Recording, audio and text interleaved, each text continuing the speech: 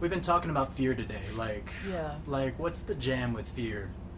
I don't know. Let's just drop in. Like, it's this whole thing of like where this space of mysticism is. It's simple, and why is it that nobody wants to drop in here? Because they're afraid of fear. I mean, it's actually a state. I say this a lot. Look at you. It's a state of insanity, right? It's like people believe without fear, they wouldn't be able to keep their lives together. People actually believe that without fear, the world would fall apart. Without rationalized fear, we would have no rules and regs. It would be chaotic. I mean, fear, like I've mentioned to you, fear is put on the throne instead of God. Like people honor fear like it's the sacred, golden calf in the temple. So since most people are doing that in every freaking culture, it looks normal. But when the mystic starts looking at it, you realize you cannot grow in understanding if you're living a life of fear. If you're basing all your decisions on fear and justifying them, I can't even speak to it. You're destroying yourself. You're not growing. You're creating distance from the Godhead because you're not willing to feel your feelings and act accordingly, and therefore grow in love. So most people, like Thoreau says, are just living lives of quiet desperation, right? And then justifying it on top of it, which is really nutbag, right? And then a whole moral system's been based on fear, right? So fear runs this planet. Fear is the mortar that holds it together to function in the way that it functions.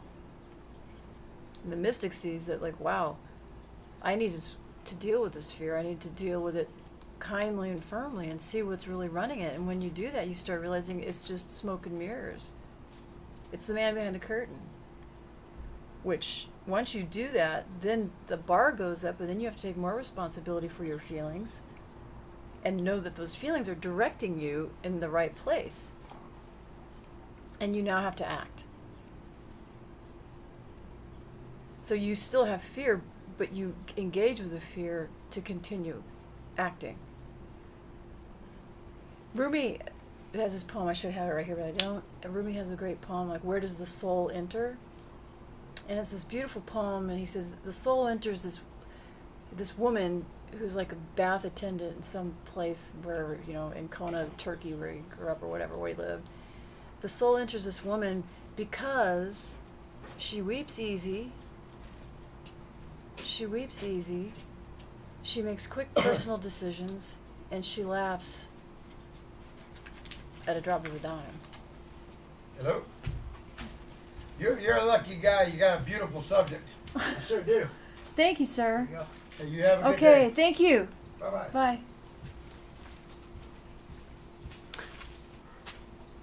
Oh, thank you.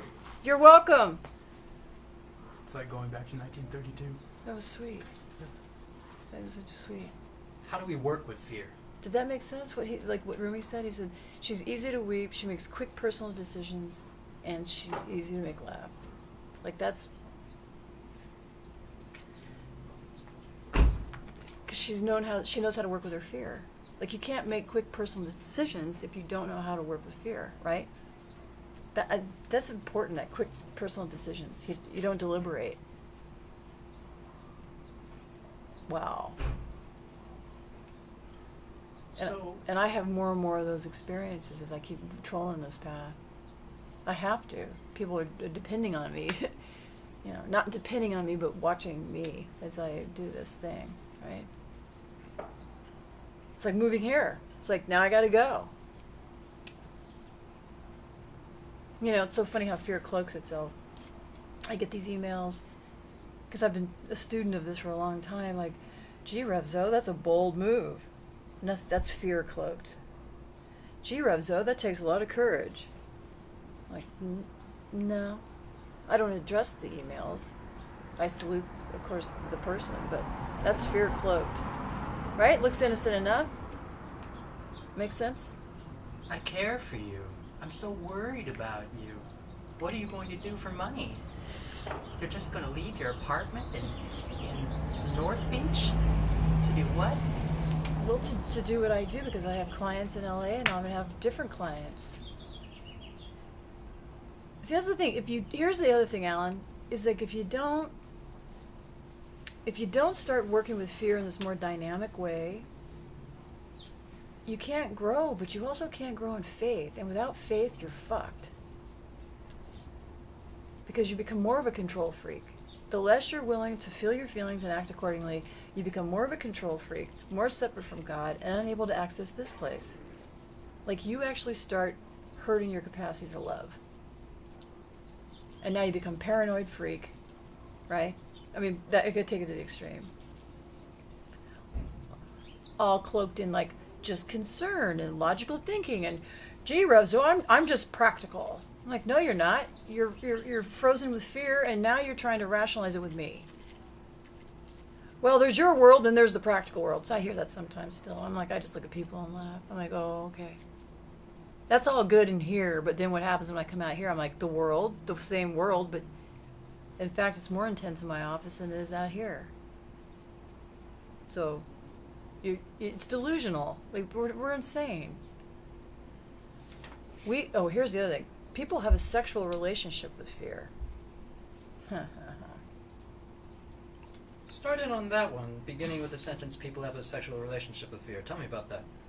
Well, when I start working with not just me, but with folk, I'll say me, that's what I'm talking about, starting to shaking people's fear, kind of like what you experienced a little bit, like how I would get upset. Like when you really start fucking with people's attachment to their fear, they have different reactions. Such as? Anger, justifications, sadness, like something very dear to them is being stripped away. And when I start talking to them about their fear and I take them into their bodies, I'm like, are you tintillated right now? I just used the word, are you tintillated? That's the right word, right? Tintillated? They're like, I am. That's really strange. Like they weren't aware. They like actually getting aroused, being afraid. Like, you know, we're talking about, I'm afraid of being alone. Like, I'm afraid he's going to leave me. I'm afraid. Woo, yeah, I'm afraid. No, serious. Because it gives them a false sense of connection to something bigger than themselves. But it's not God. I'll tell you. It's something very dark. How do they work with fear then? What do you teach people about how to work with fear? To literally turn to it, look at it, and just start opening conversation with it. Because fear likes to work in periods, like I mentioned. It doesn't want open dialogue. It wants to shut down. Such as? What do you mean fear works in periods? It's definitive. It doesn't want a conversation. It doesn't expect a conversation. So when you turn to speak to it and look at it, it already starts freaking out because it's not expecting that. Like, you're not supposed to turn and talk to me. You're supposed to, I'm fear. You're willing to talk to me? If like the taxi driver, right? You know, what's his name? Robert De Niro. You talking to me? Yeah, fear's like that. You talking to me? And it may freak out on you when you start looking at it and talking to it directly.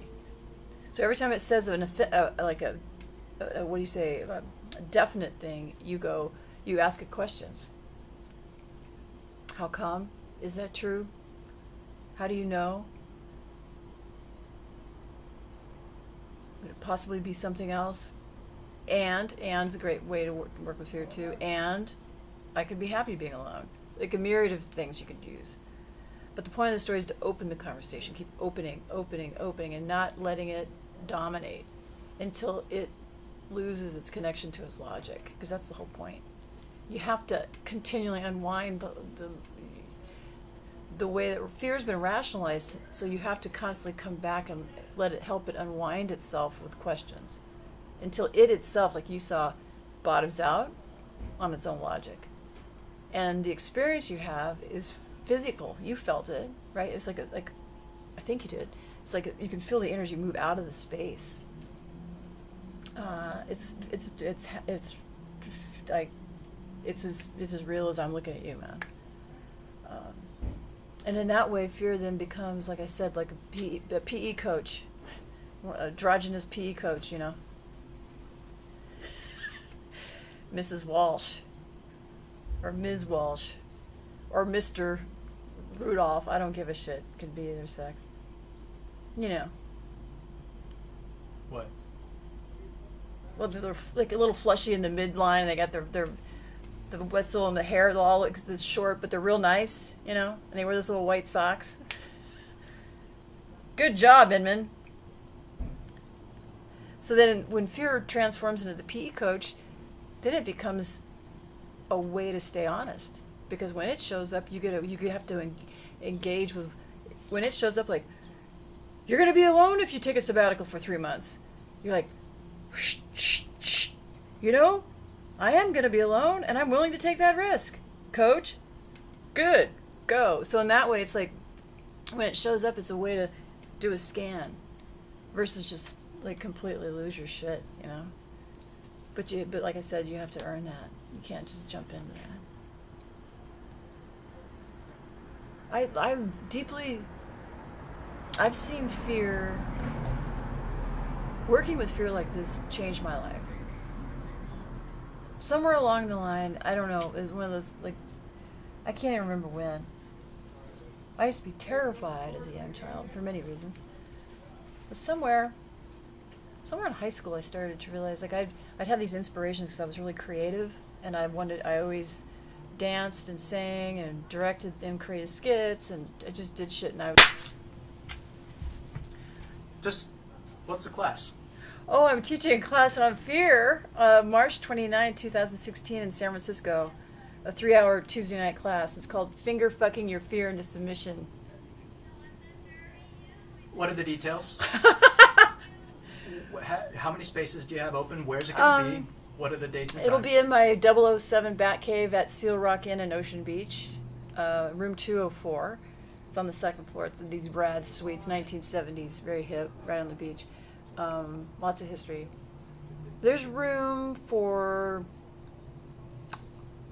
20 people. Yeah.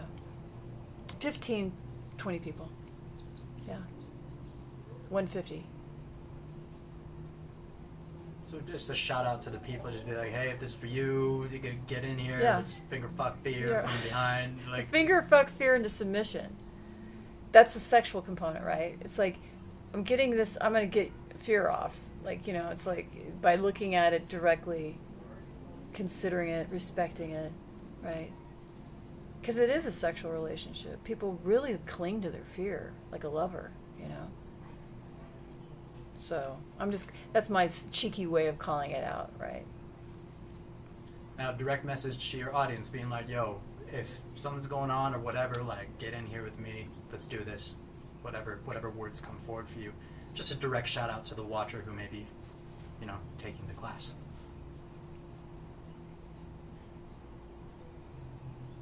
You've got a sexually transmitted disease from fear that you seriously need to address, or it's going to turn into some other bigger issue.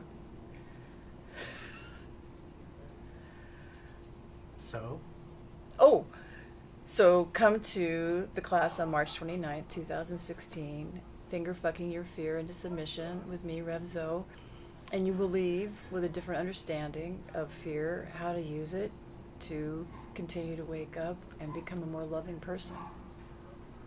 Or not. Or you can continue to live a desperate, over-sexualized life with fear and wonder why everything's falling apart. Works for me. Okay.